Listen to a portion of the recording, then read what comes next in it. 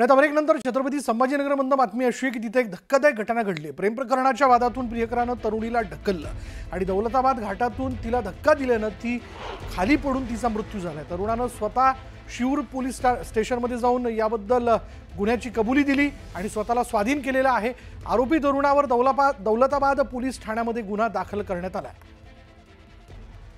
अधिक माहिती जाणून घेणार आहोत आमचे प्रतिनिधी अविनाश कानडे आपल्या बरोबर आहेत। अविनाश, काय माहिती याबद्दल? विषयी संपूर्ण जी घटना आहे, दौलताबाद जो किल्ला आहे त्याच्या बाजूला एक घाट आहे आणि त्या घाटामध्ये हा संपूर्ण प्रकार घडलाय। विशेष म्हणजे तरुण आणि तरुणी हे प्रियकर होते। त्यांच्यामध्ये काही वाद झाला आणि या वादातून त्या तरुणीला तिच्या प्रियकराने दौलताबाद घाटातून खाली लोटून दिले।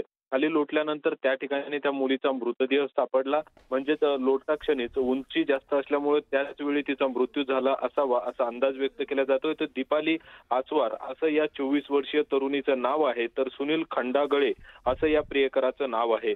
या संपूर्ण प्रकाराविषयी आता दौलताबाद पोलीस ठाण्यात गुन्हा दाखल करण्याची प्रक्रिया सुरू आहे।